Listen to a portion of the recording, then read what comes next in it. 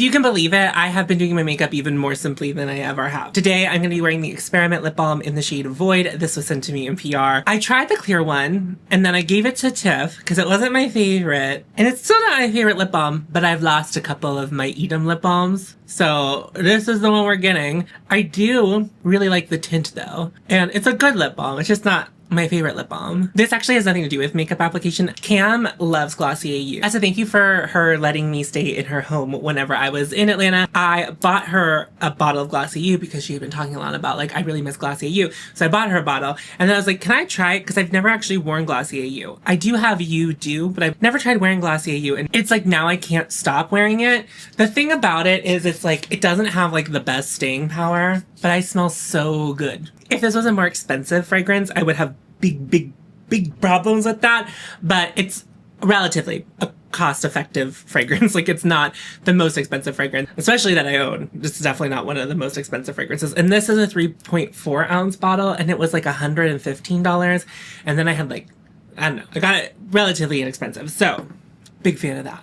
Okay, come on in. I've noticed that I have been coming off very warm. In editing, when I try to fix the warmth, it just turns me blue. So I have changed the lighting to be a little cooler and I have changed the settings on my camera. So hopefully we're getting a better look. The weird thing is it's sometimes like really hard to tell how true to color I am able to get stuff, especially in short form. For some reason, no matter what it looks like before I upload it, it will upload warmer. Bear with me. Hopefully it looks right. It looks more neutral in my monitor here, but I can never tell. So it could be a little off for the next few videos. I'm gonna try some things. We'll see where we land. I feel more confident doing my brows on camera. I don't think I have a very complicated brow routine. I've been using this UNLEASHIA brow pomade. I do like it. I haven't really like settled on how I like my brows to look yet, because what I will do is I will put the gel in and push them up, but then I don't even really like them to stay that far up.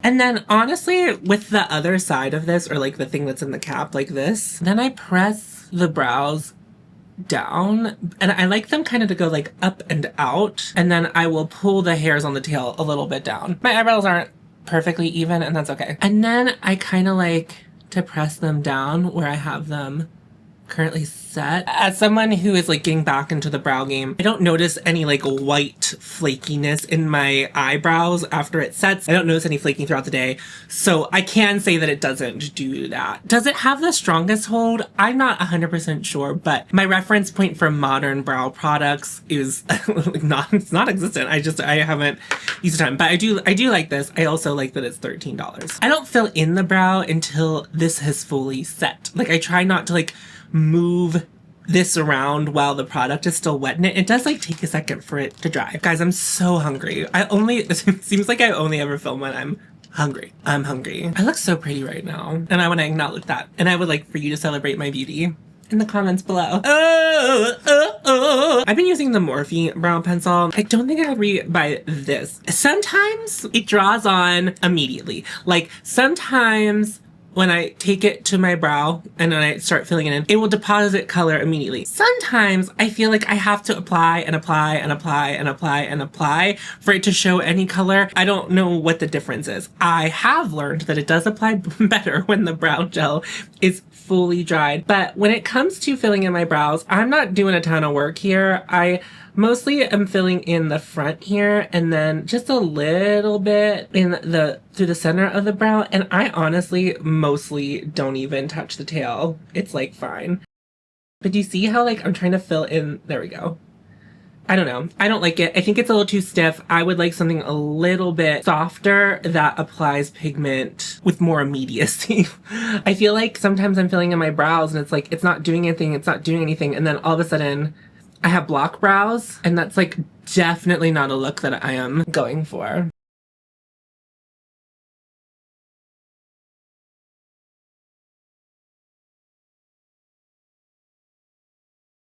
Beautiful. I can't believe I've been growing out my eyebrows for like only a couple of months, and it's like, well, now you have to trim them. I've gotten a lot of questions from fellow humans. I've gotten gotten a lot of questions from fellow humans. So some people have been very impressed that they have like grown back at all. But I think there's some important context to that. When I was removing my eyebrows, I was shaving them. There was a brief moment where I was like waxing them off, but I didn't like having to regrow them to be long enough to wax. So I would say I maybe waxed them fully off like once or twice. If you wax and tweeze, there is a possibility that the like hair follicle will close after tweezing and plucking, which is why like whenever everyone tweezed their eyebrows in the late 90s and early aughts, a lot of people couldn't grow their eyebrows back. I can't say it will be the case for everyone who shaves their eyebrows if you shave your eyebrows fully off, but I had pretty full brows before I started shaving my brows, and like everything kind of looks the way I kind of remember it, except I have tweezed them into a different shape. I had a lot stronger of an arch, like naturally, and I definitely need to clean up with some tweezers, but you can see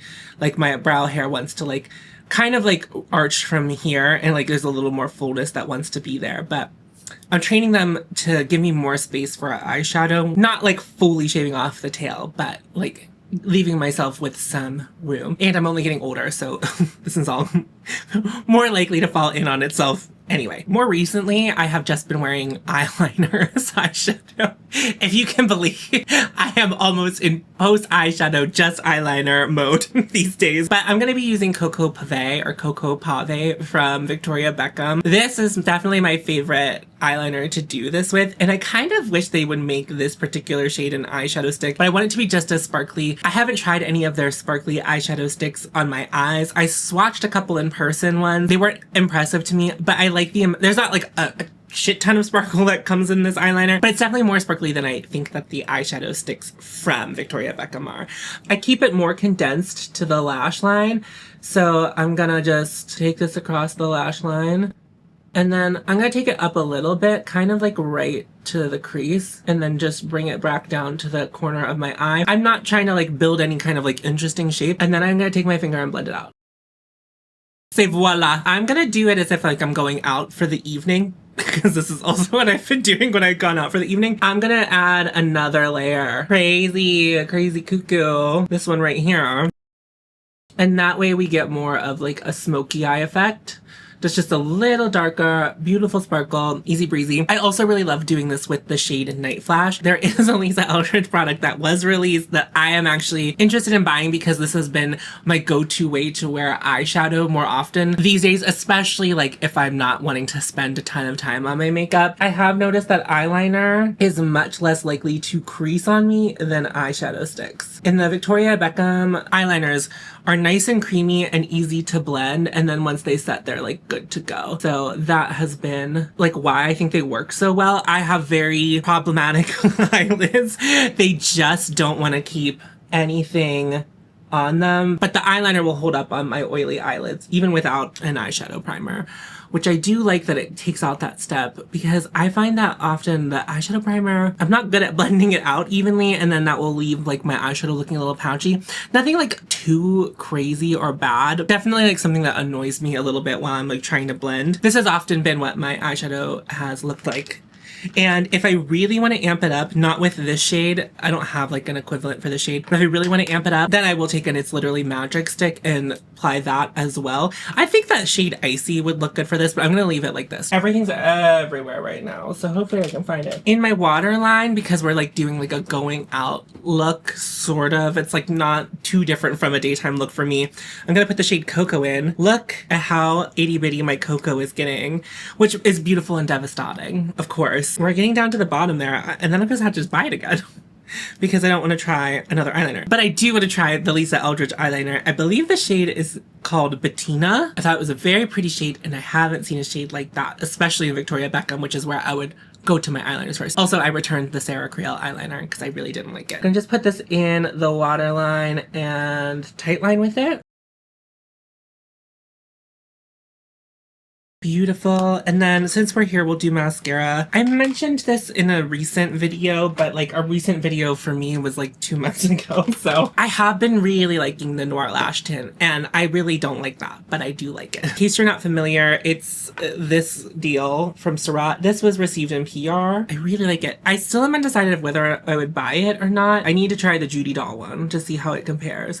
I think when I was in New York earlier in the year, either Amanda or Kelly was using the Judy Judy doll one. But I don't think whoever it was hadn't used the surratt one to be able to compare. Just look how it makes my lash look.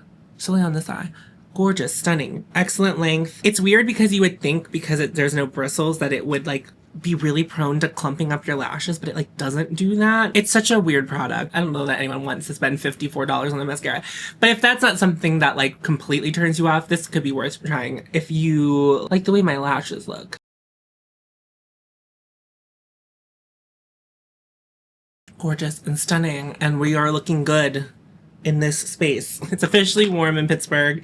It was taking us a long while. We had like real spring this year for the first time in like, I don't even know how long, because it's hot and summer and I want my makeup to stay in place a little bit more. I have kind of like ditched glowy primers for the summer with my oily skin. It's not that they can't work, it's just like, why risk it? And also, not that I've been liking a more matte look, I just feel like every time I use like a primer with a little bit of glow, it's been making things look glowier than I personally want them to. I'm gonna use the Trixie priming spray. This was sent in PR. I'm making good progress on it. I would say I'm about like halfway done. All of that's just bubbles.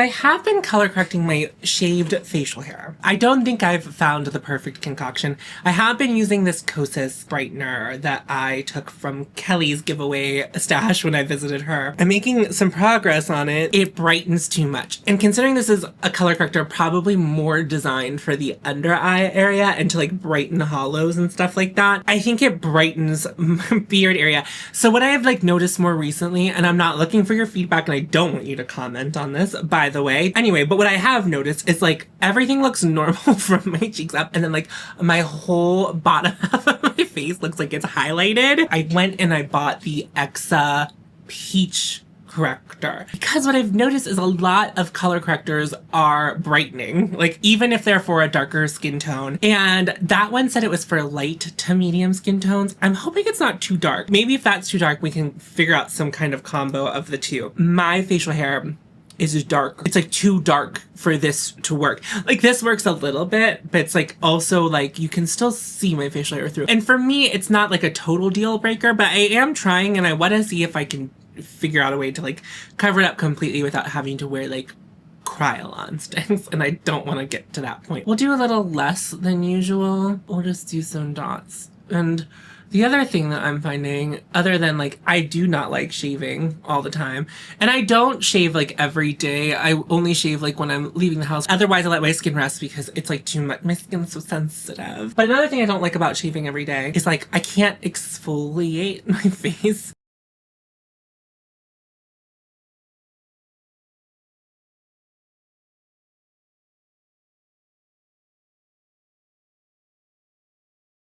I'm a very fair-skinned person. Do you see how much like it brightens? Instead of like canceling out the beard area, it's like, hello, look at my beard area. I'm gonna use the Refy Skin Base in the shade 130 to cover my face because it has actually been like a thing that I've been naturally, organically reaching for. But someone did tell, I haven't looked it up myself, but someone said that Refy did it like this so that you could completely coat the brush. I don't agree. I'm gonna show you how I like fully cover my brush whenever I'm applying foundation because it's not this way. I have a mixing palette here. It's gonna throw off my white balance. I'm just gonna shoot some of that on there. So RèPHR very bravely actually sent me some of their new brushes, or some brushes I guess they maybe knew I hadn't tried. Bravely. They kind of just did it out of the blue and they just like, I got a shipping notification. So they sent me their synthetic brushes, which I have not tried and I've heard good things about. But if, in case you don't know this, I have not historically liked a lot of RèPHR brushes. There are only a few that I would have spent my money on and felt satisfied with that purchase. However, this foundation brush, it's the LCO3. I've been using it for like the last week and it's been really lovely. I do really like it. I haven't tried it with this complexion product yet. Here's how I like load, quote unquote, load up my brush. That's me loading up my brush. Like, do you see how much surface area I had to cover? Like, I needed to drag it a lot. Otherwise, the complexion product is too, like, you know, foundation or concealer is like too concentrated in one area of the brush.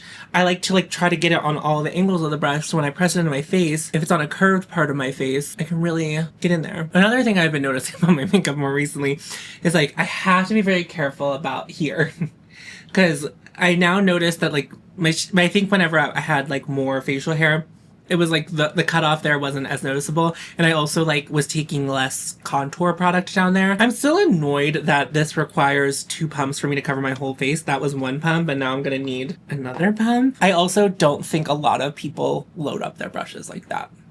I do, because I do think I get better, more even coverage when I do that. But I don't think a lot of people spend time. Oh no, my cuff. Ugh. I don't think a lot of normies, non-makeup lovers would do that. And also it just kind of makes it awkward to pump it out. Because then for me to pump it out onto my mixing palette the way I want to load up my brush, I have to turn it completely upside down. And it's an airless pump, so I shouldn't have, like, I don't even need to turn it upside down for it to pump out everything. I'm back on my Victoria Beckham BS. I'm trying to finish this one up. I don't think I'm close to the end. If you've been here before, you know that the way I use concealer means that it takes me forever to use concealer because I only use concealer on my under eye area, and that's it. I will say the other RèPHR brush that I tried, the concealer brush, LCO1, I don't love this as much as I love the bigger one, the foundation brush, and that is because this feels a little scratchy on me. And I think it's because I mostly focus on my under eyes when it comes to concealer. I don't know. And maybe it could just be like one bristle that might be just like a little bit off that's like poking my skin. I do think I like a denser concealer brush. I can be flexible with the density of my foundation brush, but it does feel like this is just a little too soft. I feel like it sometimes picks up product as well when I don't want it to. So yeah, I'm not a fan of this one. So I wouldn't buy this one. RèPHR, if you're listening, I wouldn't mind having some more of these because we're going to use Omen from Rituel de Fille. The pan's only getting bigger, babe. Now that I'm focused on one contour product, I think I'm just going to use it quicker. When I was using Intuition, I feel like I had other contour products I was using in conjunction with Intuition, but now Omen is like genuinely the only contour product I have. I've been contouring like usual. There's nothing new here. Now that I shaved my face, I'm feeling vulnerable. I'm feeling vulnerable about my chins. I try to erase at least one of them. Guys, we have to talk about the price of concert tickets. I bought tickets to see Muna at a venue that I would say the artists that go there at face value will tend to be like $50 to $60. I paid $92. That felt like a lot. I love Muna. Last time you were here, I think I paid like $30 for the ticket and you played Mr. Smalls. And I love that you're gaining popularity, but I don't love going from like paying $30 to $40 for a ticket to like $100. Not only that, Stage AE is the venue, I'm gonna call them out specifically. Stage AE changed the pricing because it's a general admission, it's outdoors. And it's general, usually this outdoor venue is general admission. Standing room only, but there is a lawn and there is a pit. And now they are starting to charge a different price for either of them. And I wasn't in charge of buying the tickets. A friend of ours was. They were texting me like, do we want pit or do we want lawn? And I was like, I didn't know that there was a price difference. And it was like a $30 price difference. And we panicked and we just bought pit tickets. But I don't think I wanted to pay the non-pit ticket price. And I didn't want to, like, if I was in charge of buying the tickets, I wouldn't have bought the tickets. Is what I'm saying. Except for them. I would have bought them a ticket because they really want to go. Our friend, Haley, they really wanted to go. I don't think I really, like, I want to go, but I don't think I really wanted to go $92 bad. Anyway, there's probably people in New York and, like, other big cities who are like, that's, like, every concert ticket is $100. And I'm refusing to allow, I can't. We can't be doing that. I've still been loving this brush that Make Beauty sent me in PR to blend out contour. That's the only thing I use it for. I think it's supposed to be a concealer brush. It's like quite big for a concealer brush, but it is dense, unlike the RèPHR brush I was just talking about. I'm gonna make mac and cheese when this is all done. Some girls just don't understand glamour like me. Guys, also my singing voice is back. You're welcome! I've been using the Semi Haze bronzer recently, but I'm gonna show you this too. Brag. Get into this brag. Here's my Trixie bronzer. We're really getting to the bottom of it. We're really getting to the bottom of it. Nicole, who's known as Majestic Beast Beauty on Instagram, she sent me this Sonia G brush forever ago, the sheer buffer brush. It's meant for bronzer, but for the longest time I just like wasn't using it, but now I love to use it. So I'm really glad I held on to it because it's come in handy for cream bronzer specifically, and that's what it was designed for. Anyway, I'm loading up my brush. I've been focusing my bronzer in a little bit of a different place. I don't take it into the contour area anymore. I like put it back here. And then what I really like to do, because there's always a disconnect between my ear and the foundation. I have been like rounding the bronzer there as well. And then I'll take some, you know, down my neck. And I got to take it into the hairline back there.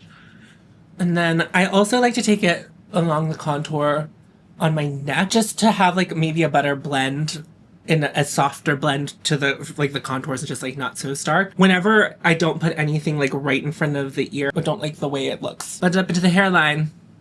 Girls, we gotta blend it up to the hairline. I will take it across my hairline. So kind of just like warming up the perimeter of my face. Is that anything? This is almost gone. Where do we buy Wet n Wild? Like, Ulta doesn't have it in store. I'm like also almost done with my other powder as well. I'm living that puff life, that life on puff. I'm using the pink powder on my under eyes and down the center of my face and around my nose. Here's the thing I will say. It is interesting to see like how important it is to like powder the parts of my face that like didn't used to get powdered because there was facial hair there. I think the child is home. If we start hearing stomping feet and other fun noises, it's just that he's home. I'm gonna go shut the door. I've actually been really enjoying the Westman Atelier shades more recently. I have Suede and Sable. That's the duo that I ended up keeping. Cocoa Pave is like a little bit cooler. I think I'm gonna use Trixie's Cult Classic. This was another brush that RÈPHR sent me. This is the Shodo 05. I don't do my homework, obviously. The Shodo line, I have liked all of the brushes in the Shodo line. This might be a collaboration brush, the one that they did with Alexandria and Nell. I might have her name wrong, but they did a collab brush, and I love this for blush. So I'm gonna take some of Cult Classic from Trixie. This brush applies blush very diffused immediately, and I love that. So I have been really into this brush. My biggest problem with RÈPHR brushes historically has actually been with the face brushes. They would shed so much and get stuck in, but this one has not shed on me yet. So I've been very impressed with this. I've been skipping highlighter, so we're gonna skip highlighter today. I'm just using this up, but almost halfway done with this. I've been wearing makeup these days. Can you tell how it's like, well, I think also because there's been more time between videos. It's like I've lived more life in between videos, and then therefore my products are getting used off camera. So when I come back on, it's like, this was like probably brand new-ish the last time you saw it, but I've been liking it. Like they'll only make some of their stuff permanent after doing IP collabs, but I do like this. I'm gonna go back to the Trixie one once I finish this, and I probably should buy it soon. It's not a secret because I'm sharing it right now on the internet, but I did buy all of the I bought all of the Plume lips from RèPHR because I love this formula. It's been the only lip products I've been wearing. So if you've been seeing me online anytime recently, it's probably one of these, or I also bought a couple more of the Bisou balms. What can I say? I was impressed. This is very unlike me. And if you've been here for a while, you know that. I've been really enjoying just like wearing random colors. I've really enjoyed that. So what shade do I want to wear today? The shade I've actually been really drawn to more often than not. There's another one floating around. There's a fifth one, but I think it's in a purse. Syrah Fume. And this has been the one that I have been liking to wear. I've also been liking the pink one, which I think is called like Rose something. I've also been liking that one as a lip option. I am going to wear this one at full opacity.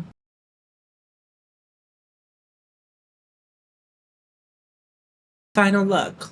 Gorgeous, stunning, easy. I need you to back up. Anyway, that's the video. I hope you enjoyed it. Have you been doing anything with your makeup a little bit differently? Have you tweaked anything, twonked anything? Obviously, like the makeup still looks very similar, but it's like I just done like some little tweaks, and I've been liking a little more effortless application process, and like I feel like I'm there with that, and it feels really nice. So let me know in the comments down below. As always, there will be a pinned comment. There will be links to support causes that are very important. If you have additional funds, please use your funds to help those people. I'm on Patreon and I have channel membership. You can find those linked in the description box down below. I would love to see you over there, but if not, no worries. I'm just so happy that you are here. Remember to follow your hope and you'll find me, and I'll see you in a video very soon. Go forth to doubt.